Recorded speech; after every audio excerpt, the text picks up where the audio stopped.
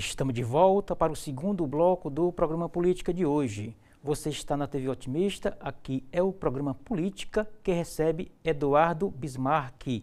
Ele é deputado federal em segundo mandato, está licenciado porque faz a pilotagem, né? Ele gerencia um dos mais importantes setores da economia cearense, que é justamente a Secretaria Estadual do Turismo. Aqui conosco e também está na internet. Como é que faz para lhe encontrar no Instagram, deputado? O meu Instagram e todas as demais redes sociais é o meu nome mesmo, Eduardo Bismarck, e ao final CE de Ceará. Então a sigla do Ceará, né? Eduardo Bismarck CE, para quem puder me seguir, eu fico muito grato. Tá certo. Daqui a pouco a gente vai repetir para quem ainda não anotou, tá bom? E a gente concluiu o primeiro bloco, o secretário, falando dos voos. Por isso que eu pedi logo um intervalo para a gente poder ficar mais tranquilo aqui nesse tema tão importante, porque sem essa malha, o turismo mais sofisticado ele não acontece. Tem a intervenção do governo buscando parceria, as companhias operam no mercado privado, então o raciocínio às vezes é outro, né? Se for viável, mantém, se não for, não mantém.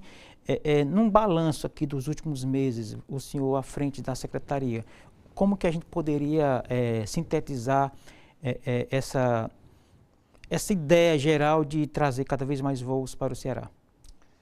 Erivaldo, os números de voos aqui no Ceará têm sido extremamente satisfatórios. Como eu disse, foi um pedido do nosso governador Eumano de Freitas que a gente pudesse ampliar a conectividade aérea do Ceará em todos os nossos aeroportos, certo? E aí a gente teve a conversa, a gente dialoga permanentemente com as 3 maiores companhias aéreas do Brasil, que são a Latam, a Gol e a Azul. Isso. Certo? A Latam, logo em janeiro, ela já começou a estruturar um crescimento de malha aérea nacional. Muito significativo, que foi implementado já ao longo desse primeiro semestre, e isso só com a Latam resultou num crescimento de mais de 15% dos passageiros aqui no aeroporto de Fortaleza. É importante dizer também que foi a Latam, a que a gente é muito grato, que garantiu a conectividade entre Juazeiro e Fortaleza, ou seja, entre o Cariri e a capital, que até hoje está aí com a frequência diária, certo? Na hora do almoço, fazendo com um avião de grande porte que faz essa rota. Portanto, é um voo muito nobre que a gente tem esse agradecimento à Latam por ter colocado o voo e está ainda na rota e por todos os demais voos que foram abertos, foram acrescentados aqui para o estado do Ceará através de Fortaleza. De outro lado, nós passamos um primeiro semestre dialogando com a Gol, que estava no momento de reconstrução, né, de redesenho da sua rota.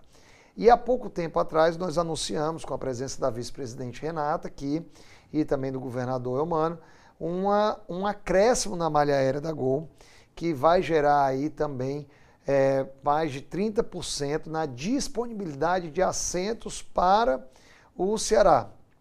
E a Gol colocou ainda 2 voos que são extremamente relevantes para o Ceará. Primeiro, o voo de Montevidéu, Fortaleza-Montevidéu direto, que inicia a operação no dia 29 de novembro, mas já está à venda no site da companhia aérea. E também o voo de Foz do Iguaçu, que também começa a primeira operação no mesmo dia, de 29 de novembro desse ano de 2025, e também já está à venda. E por que esses voos são importantes? O público uruguaio normalmente é um público que viaja com família, tem um poder aquisitivo muito alto e uma média de permanência muito alta, é mais uma conectividade para a América do Sul. E o voo de Foz do Iguaçu é um voo que vai para a Tríplice Fronteira, tanto atende o público nosso que quer ir para o Foz do Iguaçu, como faz uma conectividade rápida com outros destinos aqui do Nordeste, pessoa que vem aqui para o Ceará e vai para Foz do Iguaçu, é muito rápido, como atrai muito turista. Tanto da Tríplice Fronteira, portanto, paraguaios como argentinos que estão distantes de Buenos Aires, que vão pegar um carro e a poucos quilômetros ali se deslocar, como do oeste do Paraná, que será mais perto para eles vir para o Ceará através do aeroporto de Foz do Iguaçu do que do aeroporto de Curitiba, lembrando ali que o oeste paranaense é uma região extremamente rica ali. Então, muito por conta do agronegócio ali, da soja, enfim. Então, gente que viaja muito. Você está trazendo gente de Maringá, Londrina ali, que vem bastante. Então, vai vir um público de turista com um poder aquisitivo muito alto, que vai vir nos visitar aqui nesse verão. Além disso, a Gol manteve o voo de Orlando, que tinha anunciado a saída, o governador foi lá, nós tivemos uma reunião com o Celso, presidente, e reverteu o voo. E o voo de Miami, que estava todo mundo preocupado aqui com esse voo, foi mantido também a partir de dezembro, ele já volta à venda. Certo, já a Azul descontinuou alguns aeroportos regionais. Nos conte esse episódio, secretário. A Azul está passando por um processo de reestruturação também. É o tal do Chapter 11, né, que é o capítulo 11, lá na Bolsa de Nova York, que a Latam já passou, a Gol concluiu e só fez o crescimento depois que concluiu, e agora a Azul, eu tenho certeza que muito em breve estará saindo. Mas só um intervalo aí, né? É um intervalo onde ela tem que ser mais precavida até que ela reestruture isso. E aí, nesse processo, ela retirou todos os voos da Azul Conecta. Isso foi uma coisa que ela anunciou logo em janeiro, na minha chegada, e foi quando ela tirou o voo de Juazeiro também, que eram feitos com aviões pequenos. A gente não consegue fazer com avião grande. Uns turbo-hélices, né? O Caravan, que era de 9 lugares. A gente não consegue fazer, por exemplo, Crateús Fortaleza com um avião de grande porte, como a Latam supriu Juazeiro Fortaleza. Sim. Tem que ser mesmo nessas aeronaves de pequeno porte. A gente compreende que é um momento difícil que ela está passando e tenho certeza que ela vai sair mais fortalecida disso. Mas nesse momento ela está fazendo planejamentos a mais curto prazo. Porém, anunciou um crescimento de 240 voos extras para a temporada de verão aqui no Ceará. Então a cidade, o aeroporto onde nós teremos o maior crescimento da Azul no verão de 2025 será Fortaleza, com 240 voos extras entre o período de meados de dezembro até dia 31 de janeiro. Isso será muito positivo para que o Ceará vai contribuir muito com o nosso verão. E nós estamos em parceria com a Azul Viagens, que é quem domina esses voos, para fazer propaganda, fazer ações em conjunto. Inclusive, as 3 companhias aéreas que nós acabamos de falar acrescentaram novos voos para de Congonhas, que é o aeroporto mais nobre de São Paulo, executivo, dentro da cidade, para Fortaleza. Então a Latam acrescentou um voo diário extra, foi para 3, a Gol acrescentou um voo diário extra também, e a Azul está colocando um agora também, de Congonhas direto para Fortaleza. Isso ajuda muito a trazer, porque o nosso maior público turístico doméstico é de São Paulo. Entendi. A propósito de São Paulo, o turista de evento, ele tem um ticket diferenciado do turista de lazer. Quais são os últimos números, a permanência na cidade, quanto que investe na economia? Se o senhor lembrar de alguns números rápidos, por gentileza. A gente tem um número lá de uma média geral. O turista estrangeiro, ele deixa um volume de recurso maior e tem uma permanência maior, principalmente o europeu. Porque vem de mais longe, acaba que se programa mais para ficar mais tempo. O turista local, doméstico, às vezes ele vem para um evento, fica aqui 2, 3 dias e muito mais rápido, né, do que os 5 dias no máximo. Já o turista que vem no turismo, que vem com pacote, ele tem uma média de permanência de 6 dias e meio, certo? Aqui, e vem normalmente acompanhado de mais pessoas da família, né? Às vezes é uma pessoa pagando para 2 ou 3 passageiros. Mas o número que nós temos é uma média de R$ 3.800 por turista que vem aqui. Então, independente se ele ficou um dia aqui ou o que ficou 15 dias, que é estrangeiro, que gastou num hotéis mais elitizado, a média é de R$ 3.840. E com esse cálculo e o número de turistas aqui, a gente estima que apenas de janeiro a junho nós tivemos uma injeção de dinheiro novo na economia do Ceará, estimada em 6,6 bilhões de reais. Então é um número extraordinário que está sendo colocado aqui, né, injetado na economia do Ceará. Inclusive nos micronegócios, né? Artesanato, táxi, etc. Então quem mais ganha com isso, a rede hoteleira ganha muito, mas quem mais ganha com isso é o pequeno negócio. Porque o dinheiro do hotel, no outro dia, que fica no hotel, que paga a diária do hotel, no outro dia ele está na mão da camareira, no outro dia ele está na mão do garçom, no outro dia ele está na feira comprando produto para servir o restaurante, certo? Os aplicativos, o artesanato, etc. Né? O artesanato ganha todo mundo, entendeu? O dinheiro que eu costumo dizer, o dinheiro que é gasto na beira-mar, no outro dia ele está na periferia. E ajuda a circular a economia no nosso estado de uma maneira geral. Então, o turismo, ele gera negócio e a divisão da renda, ela permeia por toda a nossa sociedade. É mais horizontal, né? Exatamente. Então, nós temos aí um grande ganho. Quando a gente fala em 6,6 bilhões de arrecadação não, de dinheiro novo, ou seja, que não estava na nossa economia, ou seja, turistas de fora do Ceará, que colocaram dentro do Ceará, é um número muito significativo. E já já nós já vamos ter aí os números de julho, que também já se demonstrou um mês extraordinário, mas nós já temos números aí que falam em torno de 3 bilhões de reais só no mês de julho. Entendi. Então, ou seja, é quase um terço, metade daquilo que foi no primeiro semestre todinho. Entendi. Secretário, eu queria voltar algumas casinhas para abordar novamente a venda do Ceará lá fora do Brasil. Eu conversando um dia desses com um operador experiente do setor, ele falou que é uma falsa polêmica. Em outras palavras, ele falou isso. Cada estado do Nordeste se vender lá fora, porque quem está lá fora que quer vir para o Nordeste, ele não sabe a diferença entre as atrações do Maranhão, do Ceará e da Bahia, por exemplo. Então, ele assim, fez a provocação. Por que o governo do estado não faz algumas parcerias com outros estados, né, para venderem o Nordeste fora do Brasil e não cada secretaria se virando, se vendendo como pode? Essa provocação faz sentido para o senhor? Rivaldo, aqui no Ceará a gente bate o toque que inicia o jogo, bate o escanteio, cabeceia e bate o pênalti. Tudo junto aqui. A gente tem as duas estratégias. Então, nós temos a estratégia de se vender lá no Ceará e de fazer as parcerias com as operadoras internacionais que nós temos também. Os estandes próprios em alguns eventos? Estandes próprios em alguns eventos. E o stand, ele serve para o trade. Ele não é só para a gente ter um posicionamento de marca e estar lá com o Ceará. A gente só consegue vender com o trade, que foi uma das primeiras coisas que eu conversei com o trade quando eu assumi. Fiz uma reunião e falei, olha, para mim só faz sentido ir para essas feiras, que são verdadeiras bolsas de negócio, você está lá para negociar, quando o trade está presente. E aí o trade chegou junto, se está se fazendo presente nessas feiras, nos roadshows que nós estamos fazendo, que são esses encontros com a gente de viagem, eles estão lá para vender, para negociar.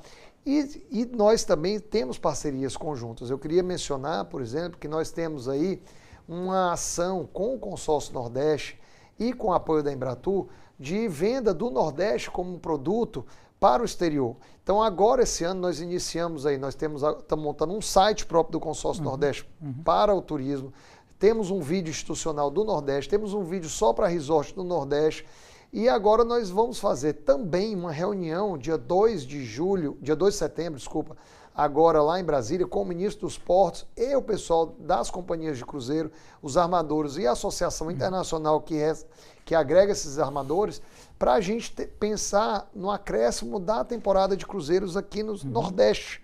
Porque hoje nós só temos praticamente cruzeiros de passagem aqui, quem está vindo do hemisfério norte, descendo para o hemisfério sul, porque nós temos alguns entraves burocráticos que precisam ser superados. E aí o Consórcio Nordeste está liderando esse encontro, já tivemos com o ministro do Turismo, agora vamos ter com o ministro dos Portos e Aeroportos, para poder a gente tentar destravar essas amarras.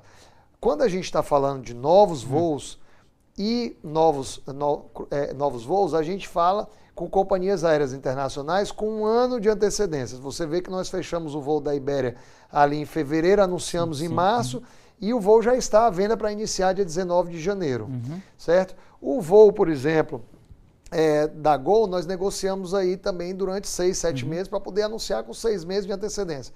Quando a gente fala em cruzeiro, nós estamos falando com 2 anos de antecedência.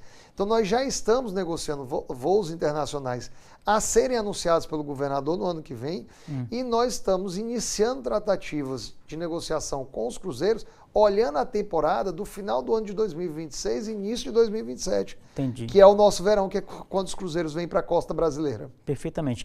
A taxa de retorno, de satisfação, dizendo melhor, como é que está? Aqui há uma pesquisa feita ali, né? Geralmente os visitantes preenchem ali algum tipo de resposta e tal, e quando isso é compilado, dá mais ou menos uma ideia do nível de satisfação do visitante, do turista. Como é que estão esses índices, deputado? Esses índices, historicamente, são positivos, certo? Eu não vou lembrar de cabeça agora, mas normalmente nós temos um excelente nível de satisfação do turista que volta.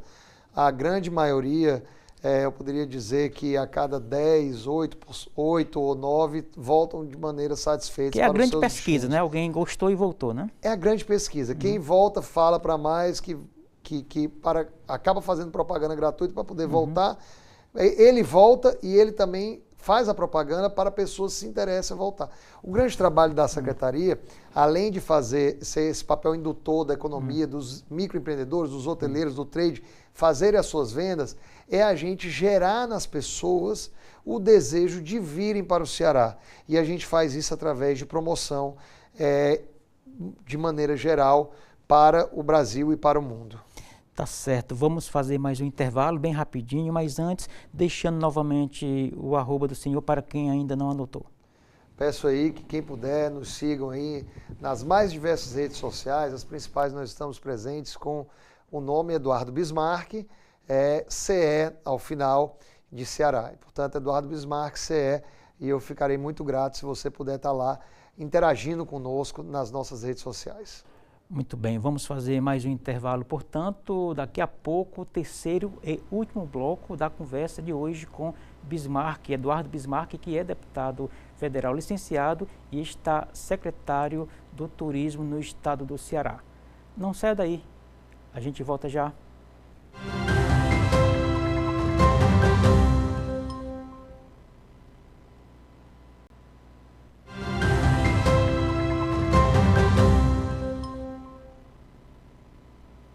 Estamos de volta para o terceiro e último bloco do programa Política de hoje.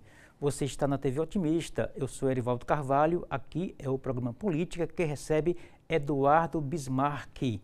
Ele é advogado, é deputado federal em segundo mandato, tem muita experiência política e hoje está à frente da Secretaria do Turismo do estado do Ceará. E você também pode encontrá-lo na internet, não é isso, deputado?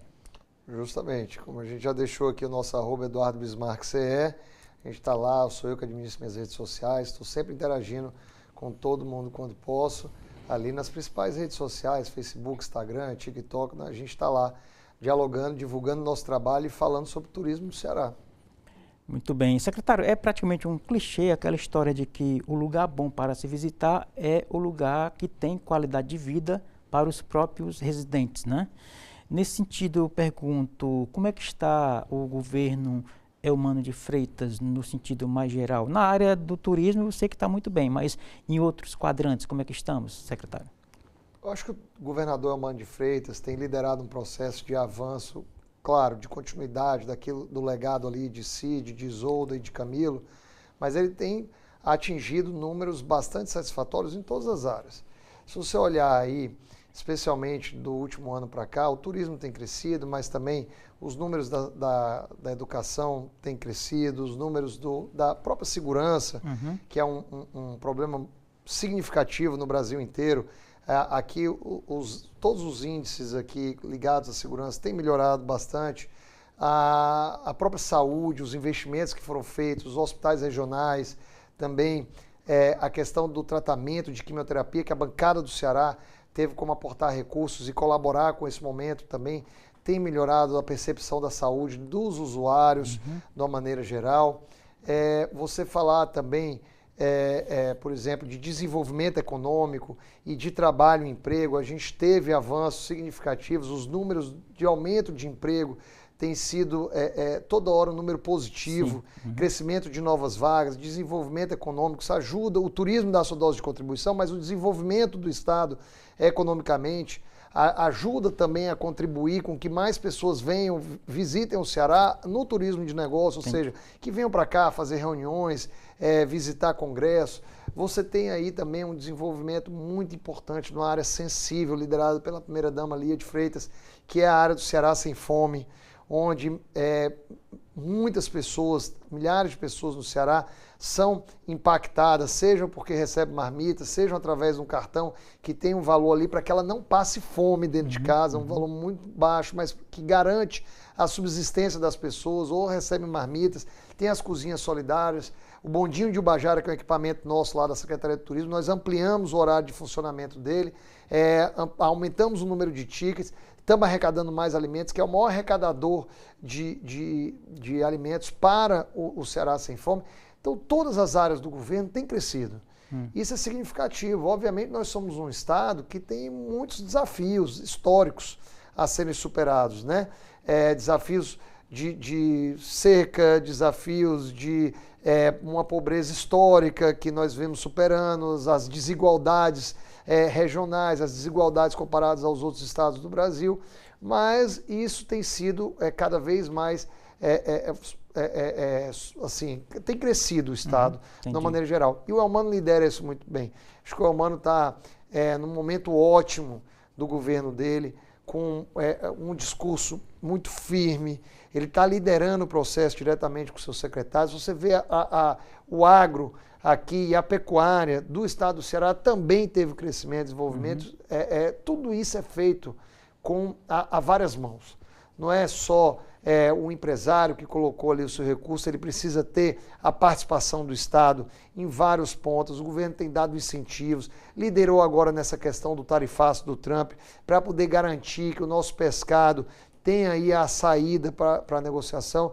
Então eu vejo que o nosso governador Elmano, assim, tem colocado aí a sua liderança, a sua inteligência, a sua perspicácia, a sua história de vida. Importante lembrar que o Elmano é filho de um agricultor e de uma professora de Baturité, que veio tentar a vida em Fortaleza, que sabe o que é passar necessidade, que conhece, tem o sentimento do povo no seu coração, ele sabe o que o povo mais pobre precisa e ele não abandona esse povo mais pobre, ele lida com quem precisa desenvolver, com o empresário, tem condições de ir numa reunião como tivemos com a Gol, diretamente com o seu presidente, que ele garantiu a permanência do voo de Orlando, mas também ele lida com aquele que mais precisa para garantir que aquela pessoa não passe fome no estado do Ceará, como leva o tablet para o aluno da escola pública, como garante uma escola pública de qualidade para que o aluno da escola pública tenha o mesmo desenvolvimento intelectual de uma escola de qualidade. Eu acho que isso é um governo que tem dado certo e os números vão estar aí para o ano que vem, quando o governador for buscar uma reeleição, muito mais fortemente. O senhor acha então que essa perspectiva de o governador se reeleger está posta a partir dessa sua descrição? Eu acho que sim. O estado do Ceará tem um histórico de todos os governadores, desde que foi permitida a reeleição, que estão na cadeira, eles irem para um segundo mandato. Né? Eles buscarem um segundo mandato. E alguns foram, aqueles que tiveram uma boa condição, um bom governo avaliado no primeiro governo, eles se demonstraram aí preparados e aptos a pleitear um segundo mandato e o povo soube reconhecer isso. O doutor Lúcio Alcântara foi uma exceção nessa linha do tempo, né? Doutor... Desde quando a reeleição? Desde quando a reeleição, a única exceção foi o Lúcio Alcântara, mas nós tivemos aí, por exemplo, Cid reeleito, governador Camilo reeleito, a Isolda estava preparada para ser... O próprio Tasso que inaugurou a sequência de reeleição, né? Exato, nós tivemos aí um momento político difícil para o Ceará, que eu vejo que nós estamos pagando ali o preço daquela má decisão até hoje, dentro da política do Ceará, mas Deus sabe o que faz. Colocou o Elmano como governador aqui, o povo soube dessa oportunidade e o Elmano, assim, hoje eu estou ali ao lado dele como secretário, mas desde que eu sou deputado e que eu fui coordenador da bancada e que ele me acolheu de braços abertos para a gente fazer boas parcerias e eu conheci o Elmano mais de perto, eu digo assim, nós acertamos naquele momento de ter um governador como Elmano, que é uma pessoa perspicaz, inteligente, que conhece a dor do povo ali no seu coração e está fazendo um grande trabalho à frente do governo do estado. Entendi. A candidatura de Elmano em 2022 surgiu a partir da cisão ali entre PDT e PT. Estamos aí indo para o fechamento de um ciclo, né, de um mandato, né? Na sua avaliação, até pela experiência pessoal e política, secretário, é tempo suficiente para algumas questões mais pessoais, mais pesadas, até mesmo familiares, serem superadas, ou isso leva mais tempo? Olha, cada questão tem seu tempo, né? Cada problema a gente identifica, ele tem o seu tempo de maturação e de solução, seu time próprio.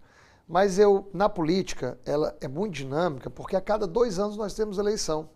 Então, se o mundo é redondo na vida das pessoas, na política ele é muito mais redondo e ele capota, como algumas vezes, né?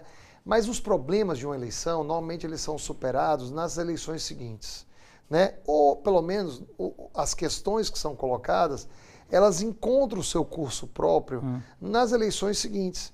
Então, a pessoa que se posicionou de maneira divergente num determinado momento, ela pode buscar nas eleições seguintes um novo arranjo para a continuidade da sua vida política. E eu vejo que na reeleição agora do Eumano, aquela cisão que houve, ela estará definida com cada um nos seus lados agora, numa segunda eleição majoritária. E a eleição de prefeito que houve no intervalo das 2 eleições de governador, elas foram um termômetro justamente para poder medir, né, essa percepção do povo, que foi muito claro nas urnas de prefeito, entendeu? O que eles pensam sobre o governo de uma maneira geral, não o governo do Estado, mas como elas querem ser governadas pelos seus líderes. E acho que a próxima eleição é uma consolidação com os liderados, como eu, com a visão muito mais clara daquilo que está acontecendo no nosso estado do Ceará.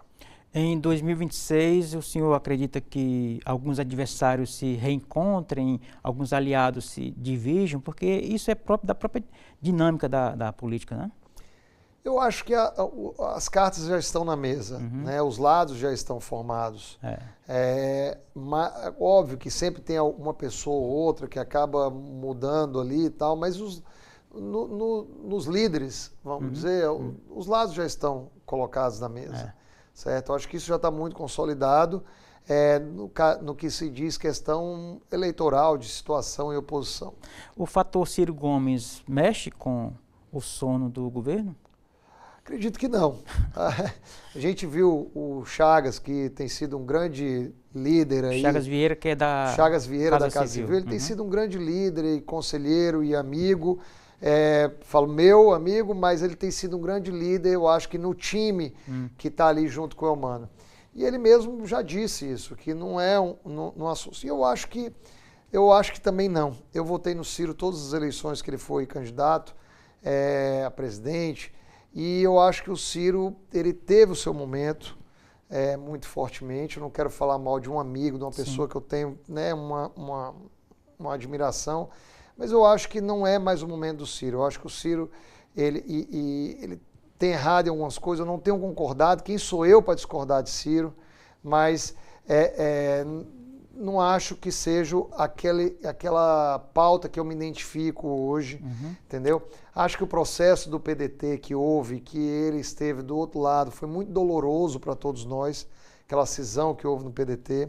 Certo? Inclusive ele, Ciro, com o senador Cid, né? O senador Cid, foi muito doloroso para todos nós. Quem dirá entre eles, irmãos? Entendeu? Quem sou eu também para poder estar avaliando o sofrimento deles dois irmãos? Eu nunca quero ficar do lado de frente político do meu irmão, que hoje é deputado estadual, Guilherme. Sim. Então, eu hoje me identifico com um pensamento mais progressista, mais desenvolvimentista, ligado ao nosso senador Cid, que tem sido um grande líder, que todas as posições dele foram sensatas e aquilo que ele disse veio se confirmando ao longo do tempo, nos últimos meses e anos. Portanto, eu vejo ele como o lado mais certo da história, o senador Cid. Entendi. Isso significa dizer que Cid vai estar no palanque de Eumano e provavelmente no preço do dia aqui batendo chapa com o irmão Ciro, né? Ou o senhor acha que o Ciro não sai candidato? Todas as declarações do Cid que eu tenho ouvido em público, inclusive, são no sentido do compromisso dele com o governador Eumano. E mesmo com todas as eventuais qualidades que eu tenha para estar no cargo que eu estou hoje, eu não estaria aqui se não fosse o nosso senador Cid Gomes. Entendi. Certo? Então, eu vejo um compromisso do senador Cid com o governador Eumano, certo? Eu vejo um compromisso do nosso grupo, liderado pelo senador Cid, com o governador Eumano, que é o governador que está fazendo um grande trabalho e tem todos os pré-requisitos para ir para uma reeleição, certo? E eu realmente não sei qual será a decisão do lado da oposição de candidatura ao governo. Entendi. Mas todos os nomes colocados, com todo respeito aos que estão do lado de lá, porque alguns são meus amigos, tenho uma excelente relação, mas todos os nomes que estão do lado de lá, eu não vejo nenhum nome com melhor condição para fazer frente ao governador Eumano na eleição do ano que vem. Entendi. Vejo o governador Eumano extremamente preparado, consciente, maduro, sabendo o que é um governo do Estado, e não vejo nenhum nome com mais condições para ir para um próximo mandato de governador do que ele. Entendi. O senhor também é candidato à reeleição à Câmara dos Deputados? Sim, eu pretendo ser candidato pretendo ser candidato a deputado federal ao lado do governador Eumano na próxima eleição. Essa missão, digamos assim, que o senhor tem à frente da Setur, ajuda ou atrapalha no processo de reeleição, deputado? Eu tenho me desdobrado muito para poder estar ali mantendo a nossa missão política de deputado federal, junto às bases, junto aos nossos amigos, e a missão executiva do governo do Estado, que quando eu estou à frente, eu estou representando o governador, eu estou representando ali a Secretaria do Turismo, o turismo do nosso Estado. Então faz parte do projeto, digamos. Né? É uma posição muito mais sensível, onde eu não olho nem para as minhas, vamos dizer assim, as minhas lutas políticas. Eu estou olhando ali para o desenvolvimento, o meu interesse é o desenvolvimento do turismo. E nesse momento, é um momento de liderar o turismo, é um momento de cuidar do turismo.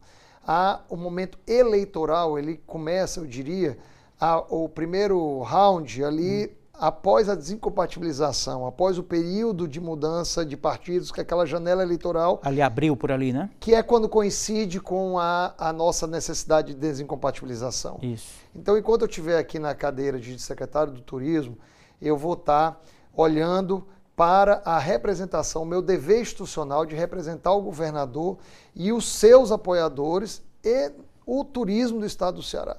Desenvolver o turismo do Estado do Ceará, independente de com quem eu esteja dialogando nas cidades que têm potencial turístico. Essa é a minha missão, eu tenho feito isso, tenho exercitado isso e acredito que tenho feito isso de uma maneira muito republicana, certo? E a partir de abril ali, quando a gente, por força das leis eleitorais, tiver que desincompatibilizar do cargo de secretário, a gente vai começar a olhar para a questão eleitoral. O processo propriamente. O processo propriamente eleitoral. Perfeitamente, doutor. Gostei, muito claro, adorei o papo, tá certo, deputado e secretário. Volte outras vezes. Fiquei muito satisfeito com a explanação que o senhor fez de uma área, repito, estratégica para o estado do Ceará. Boa sorte na caminhada, parabéns, às suas rápidas despedidas. Quero agradecer novamente aqui ao Grupo Otimista por a oportunidade de estar aqui falando sobre o turismo do estado do Ceará, que tem se desenvolvido neste ano a passos largos, né? Nós já conquistamos aí 4 voos internacionais que já estão à venda aí, ou alguns já estão funcionando, como o de Lisboa pela Latam, como da Guiana Francesa, que é um voo de negócios, como nós temos aí Montevidéu, e também o da Espanha em Madrid, um voo direto. Nós temos aumentado a frequência desses voos com com as companhias aéreas que os fazem, e nós temos aumentado a conectividade também doméstica do estado do Ceará. Portanto, agradeço muito a todos aqueles que nos têm apoiado nessa missão de desenvolver o turismo do estado do Ceará e especialmente a confiança e o convite do nosso governador Eumano de Freitas. Muito bem, muito obrigado mais uma vez. E assim chegamos ao final da edição de hoje do programa Política. A todos o nosso muito obrigado pela companhia. Até o nosso próximo encontro. Forte abraço.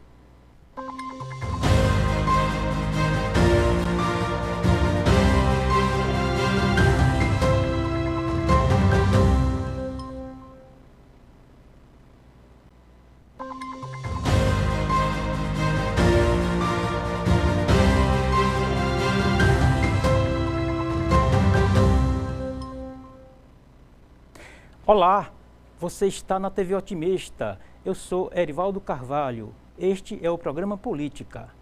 Hoje vamos bater um papo com o secretário estadual do Turismo, Eduardo Bismarck. Qual o balanço da atual gestão do turismo no estado do Ceará? Como está a oferta de trechos aéreos para os principais destinos turísticos do estado? Vamos falar sobre empreendimentos privados e investimentos públicos no setor. Ainda, os planos do convidado para as eleições de 2026. Estas e outras questões a partir de agora no programa Política.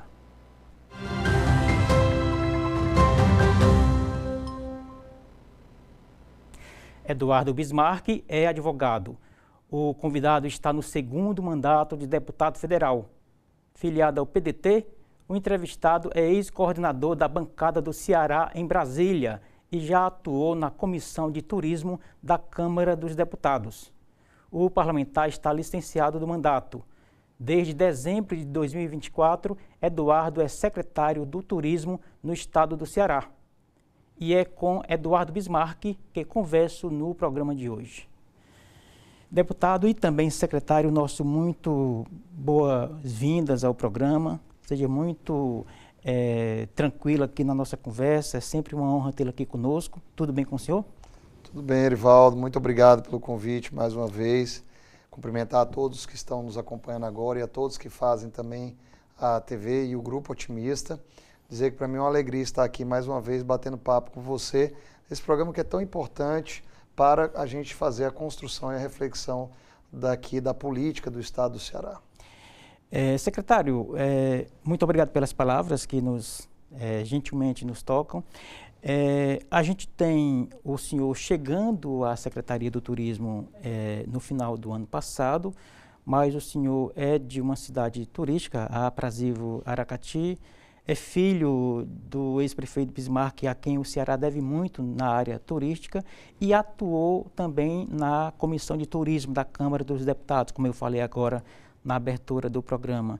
Isso significa dizer que o senhor, chegando a Setur, já chega com uma certa bagagem, né? Aquela chamada linha de aprendizagem, ela não foi tão demorada como se o senhor fosse, por exemplo, um neófito na área. Eu queria que o senhor nos contasse um pouco dessa experiência com que você chegou à frente da Setur. Bom, primeiro, quando o convite foi feito pelo nosso governador Eumano de Freitas, não só me alegrou muito, mas como me honrou muito a oportunidade de poder também dar uma contribuição no Executivo, no governo do Estado, para o turismo do nosso estado do Ceará. Então, para mim foi uma alegria muito grande e isso vem junto com a responsabilidade também de trazer resultados, da gente poder apresentar para a sociedade um acréscimo, uma melhoria no turismo do estado do Ceará e eu acho que a gente tem conquistado isso. E eu reputo que tudo que eu estou fazendo hoje é uma construção de muitos anos que a gente às vezes nem sabe que está sendo preparado para aquilo, como você mesmo disse, porque eu ouço falar de turismo desde que sou muito novo, desde criança. Meu pai tinha uma agência de turismo, depois assumiu o cargo da Coditur aqui no governo do estado na década de 90, foi 8 anos da Embratur, depois foi 8 anos secretário de turismo do governador Cid. Eu me elegi deputado federal, onde estabeleci 3 pilares para o nosso mandato. Um deles é o turismo, os outros 2 eram a educação e o municipalismo, né? E também venho, como você disse, de uma região turística, né? Da cidade do Aracati, que tem um turismo muito forte, histórico, através das suas praias e da sua localização geográfica. Portanto, eu acho que isso foram aquelas construções que a gente vai se preparando, vai ouvindo, não chega como um neófito, mas obviamente tem muito a aprender todos os dias, coisas novas, através das reuniões com as pessoas, e isso tem ajudado, contribuído muito para que a gente possa estar tendo o crescimento que hoje o turismo está tendo no estado do Ceará. Entendi. Nos últimos 20 a 30 anos, se a gente for pegar aqui desde os últimos governos, do governo Tasso, Ciro, depois Cid, Lúcio, Camilo, enfim, para cá, a gente percebe, secretário, que a área turismo, né, o grande trade turístico, ele meio que sobe alguns degraus, né? Antes você tinha uma área mais ou menos periférica, digamos assim, e hoje está ali no eixo econômico do Estado. Isso exige também de quem está à frente da gestão da Setur um olhar muito mais, às vezes até corporativo, bem profissionalizado, já que o senhor vai lidar com setores estratégicos e também profissionais, né? A política, ela tratou ao longo da história o turismo como uma pasta secundária. Isso. E isso mudou muito, né? Hoje em dia, o turismo é uma das pastas centrais de todo e qualquer governo, em qualquer esfera. Isso porque você tem o turismo como uma das principais indústrias que conseguem converter empregos, renda para as pessoas de uma maneira muito mais rápida. E no mundo todo, né? No mundo inteiro. E o mundo também está trazendo muito essa pauta do turismo como prioritária. Os governos do mundo. Você faz um evento que você atrai pessoas de outros lugares, você está fazendo turismo ali e está trazendo renda para o município que depois ali se dilui dentro da sociedade daquela localidade que recebeu o evento. Então, você tem o turismo como pauta prioritária, como o governador Eumano fez hoje no governo, e como você tem historicamente essa profissionalização do turismo no estado do Ceará, através de vários governadores, como você bem colocou, governador Tasso, governador Camilo, governador Cid, você ter essa profissionalização do turismo, essa atenção ao turismo, ela é extremamente relevante. A Secretaria do Turismo hoje está fazendo 30 anos. É uma secretaria que aqui no Ceará ela tem uma longevidade maior, Sim. Mas não é a mesma realidade em outros estados. Então o Ceará sai à frente porque nós já temos um histórico de profissionalização da secretaria e do estado do Ceará muito grande, e esse relacionamento com o trade turístico que é extremamente importante para construir políticas públicas. Quando o senhor fala aí rapidamente de turismo de eventos, a gente está ampliando o olhar, né? Porque antes era aquele turismo mais tradicionalzão ali, barraca de praia, água de coco, e parava meio que por ali assim, né? Hoje em dia você tem grandes equipamentos como o centro de eventos que acaba se encaixando dentro dessa nova estratégia, é isso? A gente tem diversos tipos de eventos que acontecem o tempo todo aqui no Ceará e que a grande parte deles é apoiado pelo governo do estado. Então, quando a gente fala de eventos, nós temos eventos corporativos, como esses muitos que nós recebemos no centro de eventos, bolsas e feiras de negócios que atraem pessoas do Brasil e do mundo inteiro. Nós recebemos um congresso de neuromedicina há muito pouco tempo atrás, que veio palestrantes e conferencistas internacionais. Nós recebemos a PEC Nordeste, que vem gente do interior do estado. Nós tivemos o SANA, nós tivemos aí, por exemplo, também a Bienal do Livro. Assim como nós temos, por exemplo, um campeonato mundial que nós estamos tentando atrair para Jericoacoara de kitesurf e wingfoil para o segundo semestre. Nós temos festividades religiosas, como teve o Festival de Barbalha lá da Festa de Santo Antônio, que nós apoiamos com ações que divulgam o estado, até com um artista famoso, que é o Max Peterson, que levou uma comitiva de outros artistas para lá. Nós temos o São João de Maracanaú. Então, todos esses eventos, não só o corporativo, ele atrai um turismo, pessoas de vários lugares que vêm para o estado do Ceará ou que vêm de outras cidades para a nossa região. Nós temos o Carnaval de Aracati, que é o maior carnaval do estado do Ceará, Festival Mel e Cachaça lá na Viçosa. Então, eu poderia aqui estar falando de muitos outros, mas o importante é que esse turismo, ele hoje, esse tipo de evento, ele ajuda a gente a ter uma autoestação ao longo do ano inteiro. Porque durante muitos anos o Ceará sobreviveu muito de vender sol e praia, que nossas praias são maravilhosas realmente, mas existem praias em diversos outros destinos do Brasil e do mundo.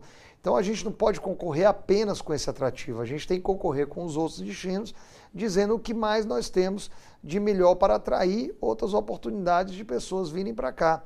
Então, ontem mesmo eu tive uma reunião com o pessoal falando de que o Ceará é um destino de casamentos, por exemplo. Nós temos essa consolidação de um destino de casamentos no Ceará que a gente quer também incentivar que hajam cada vez mais casamentos aqui de pessoas de fora, que trazem convidados de fora, que acabam indo para um destino, uma localidade de praia. Então, tudo isso ajuda a gente a compor uma cesta, uma cesta de produtos, um menu de produtos aqui no Ceará que fazem hoje do turismo do Ceará um turismo grande e forte. Quando o senhor fala dessa ideia de ser estação o ano inteiro, ou seja, não ser a montanha-russa, e sim um platô de sempre estar a pauta aquecida. Essa programação, ela passa pelo setor privado e também pelo governo do estado, né, que não só vende o Ceará lá fora, mantém um grande equipamento aqui, no caso o centro de eventos, mas o que mais está na sua prancheta para fazer, como eu falei, transformar essa montanha-russa em um platô de uma pauta sempre aquecida, secretário? Rivaldo, a gente precisa registrar, antes disso, que nós tivemos um abril e um maio excelentes comparados aos anos anteriores, com crescimentos até de mais de 15% em número de turistas aqui no nosso estado do Ceará.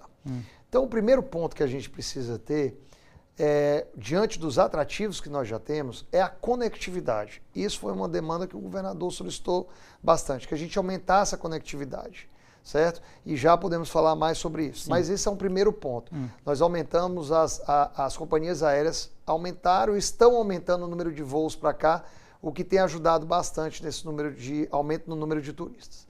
Então, esse é o primeiro ponto. Para além disso, nós temos incentivados eventos, sejam eles de lazer, de esporte ou corporativos, aqui na cidade de Fortaleza, que acontece majoritariamente, mas obviamente nós temos um centro de convenções do Cariri, que também recebeu outros tipos de eventos, mas nós temos incentivado esse tipo de produto aqui, o que atrai pessoas, especialmente na baixa estação, né, na chamada antigamente de baixa estação. Isso. Costumo dizer hoje que o Ceará já não tem mais baixa estação, porque os nossos números mostraram uma ocupação de mais de 70% no estado e mais de 80% da rede hoteleira na capital de Fortaleza. Portanto, nós estamos tendo uma alta ocupação nesse período de abril e maio, que era considerado um período de pouca ocupação. Para o segundo semestre, a gente inicia aí a temporada de eventos, né, férias escolares. Então já temos o São João em junho, festividades juninas, religiosas. Entramos com julho, um calendário muito forte no Cariri e também em Fortaleza, e entramos no calendário de eventos que já ocupa aí o segundo semestre até quase as férias de verão do final do ano. E aí a gente não só negocia com as companhias aéreas, como também fazemos promoção com as operadoras. Praticamente todas as operadoras do Brasil nós estamos tendo algum tipo de parceria. Nós fomos aí, por exemplo, nós tivemos julho, que o Ceará foi o destino do mês na Livelo. Nós estamos com propaganda constante e parcerias constantes com a Decolar, que são plataformas importantes que atraem muitos turistas. A gente teve uma pesquisa do IBGE recentemente que mostrou que 80%, mais de 80% dos brasileiros viajam com pacote. Eles já vêm com algumas coisas compradas, ou seja, passagem hotel pelo menos. Então, isso são números relevantes. A gente está com o Ceará Travel Show, que é um road show, ou seja, a gente vai para a cidade onde mandam muitos visitantes aqui para o Ceará, muitos turistas, e faz ali, reúne os agentes de viagem, os operadores num determinado local e apresenta o Ceará, qualifica esses agentes de viagem para vender o Ceará. Entendi. Então, esse Ceará Travel Show tem sido muito importante. A gente já fez 5 cidades no Paraná, já fizemos no interior de São Paulo, já fizemos em Brasília, já fizemos em Goiânia, vamos fazer agora Buenos Aires e Uruguai. Então, tudo isso ajuda a gente a atrair turistas, porque a hora de vender o verão do Ceará é agora, e a gente está vendendo o verão do Ceará. Então, eu estou conversando com todo mundo aqui do trade para dizer, olha, está acontecendo isso, nós estamos vendendo bem o Ceará, nós estamos tendo conectividade aérea para as pessoas virem para o Ceará, e vocês se preparem que nós vamos ter um grande verão, talvez dos melhores da história do Ceará. Para efeito de atração de turistas aqui para o Ceará, secretário, o que é mais desafiador? É você vender o Ceará para o próprio brasileiro, ou mesmo cearense, ou vender fora do país? O mais desafiador é vender fora do país. Nós ainda somos um destino relativamente novo para os estrangeiros, em que pese nós temos crescido muito esse ano, certo? Crescimento de mais de 40% do número de turistas estrangeiros. No primeiro semestre, nós somos o segundo maior aeroporto em recebimento de turistas estrangeiros do Nordeste. E isso é um número muito significativo, porque normalmente nós não estávamos sempre em segundo lugar. Né? A gente está sempre competindo ali, a Bahia muito à frente, a gente sempre competindo ali um pouco com o Recife. Isso é normal, é uma competição saudável. E não significa que os números sejam menores, pelo contrário, em que pese a gente esteja ali sempre no páreo, os nossos números estão crescentes. Entendi. Então, nós temos ali um número sempre crescente de turistas vindo aqui. Então, o cenário mais desafiador é o internacional. Entendi. E esse tipo de operação que a gente faz aqui no Brasil, a gente também tem feito no cenário internacional. Né? A gente tem buscado conversar, dialogar com as companhias aéreas que podem vir aqui para o Brasil e para o Ceará. Nós temos aí uma estratégia profissional, como você mesmo disse, a gente não chega lá só para vender o turismo de sol e mar, a gente mostra o Ceará e o fluxo de passageiros para cá e as conectividades aéreas domésticas de uma maneira muito profissionalizada, certo? Isso é muito importante, porque o cara que está sentado lá na companhia aérea, dentro da malha aérea ali, ele não está preocupado se o destino tem praia ou se tem montanha. Ele está querendo saber se o voo dele vai estar cheio. Então, apesar da gente ter mais de 80% dos turistas aqui no Ceará do público doméstico, que ou seja, do próprio Brasil, o público internacional é o mais desafiador. Mas só esse ano a gente precisa lembrar, a gente já lançou 4 voos internacionais novos para esse ano de 2025. Vamos aproveitar, fazer um rapidíssimo intervalo, porque essa questão dos voos é muito importante, a gente vai ficar mais detido um pouco nela, tá bom? Combinado. Dá certo, então? Portanto, daqui a pouco, logo mais depois do rapidíssimo intervalo, a gente segue aqui com um bate-papo, recebendo hoje Eduardo Bismarck, secretário estadual do Turismo e deputado federal licenciado. Daqui a pouco também vamos falar um pouco de política. Portanto, não saia daí. A gente volta já.